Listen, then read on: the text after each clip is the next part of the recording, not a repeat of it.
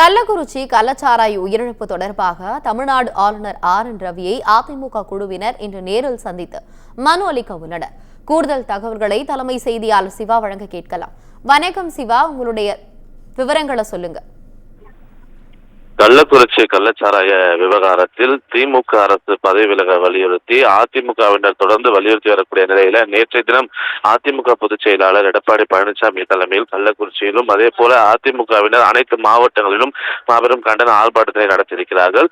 இந்த நிலையில்தான் இன்று அதிமுக பொதுச் செயலாளரும் சட்டமன்ற எதிர்க்கட்சித் தலைவருமான எடப்பாடி பழனிசாமி தலைமையில் அதிமுக சட்டமன்ற உறுப்பினர்கள் ஆளுநரை சந்தித்து திமுக ஆட்சி கலைப்பு தொடர்பாக மனு அளிக்க இருப்பதாக தகவல் வெளியாகி இருக்கிறது. எனவே இந்த சந்திப்பு காலை 11 மணிக்கு மேல் நடைபெறுவதற்கான வாய்ப்புகள் இருப்பதாக தெரிகிறது. எனவே இந்த சந்திப்பின் போது கள்ளக்குறிச்சி கள்ளச்சாராய விவகாரத்தில் எத்தனை பேர் உயிரிழந்திருக்கிறார்கள், எத்தனை பேர் தீவிர சிகிச்சை பிரிவில் இருக்கிறார்கள் என்பது தொடர்பான விவரங்களும், கள்ளச்சாராயம் எங்கெல்லாம் காய்ச்சப்பட்டு வருகிறது, இதற்கு அரசு எடுக்க தவறிய நடவடிக்கைகள் என்ன என்பதையெல்லாம் அறிக்கையாக அரசுக்கு அளிக்க அதிமுக பொதுச் செயலாளரும் சட்டமன்ற எதிர்க்கட்சித் தலைவருமான எடப்பாடி பழனிசாமி திட்டமிட இருப்பதாகவும் தகவல் வெளியாகி இருக்கிறது. ஆனந்தி,